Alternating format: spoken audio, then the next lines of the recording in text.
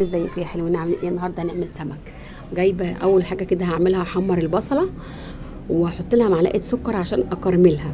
هنا بقى انا معايا طبعا دقه السمك اللي هي الخضره والفلفل والثوم والكمون وحبه حبهان.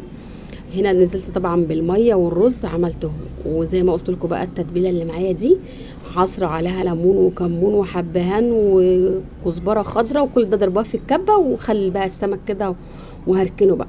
بعد كده هحطه في الدقيق هحمره. وفي نفس الوقت انا عامله حبه سلطه كده حلوين، وعامله بابا غنوج. طبعا السمك اللي بيحب السمك ما ينفعش من غير بابا غنوج. السمك ده كان كبير قوي، فهو قال لي ايه هعمله لك زي السنجاري كده، قسم لي الواحده 2. قلت له ما فيش مشكله، حتى ان احنا بنحب السمك محمر ما يبقاش طري وكده. وزي ما قلت لكم بقى عامله سلطه خضراء وبابا غنوج. والنتيجه بقى ايه رايكم بقى؟ تعالوا بقى ايه اتغدوا معانا بقى الغدا الجميل ده. سلطه بابا غنوج، سلطه خضراء، والرز والسمك.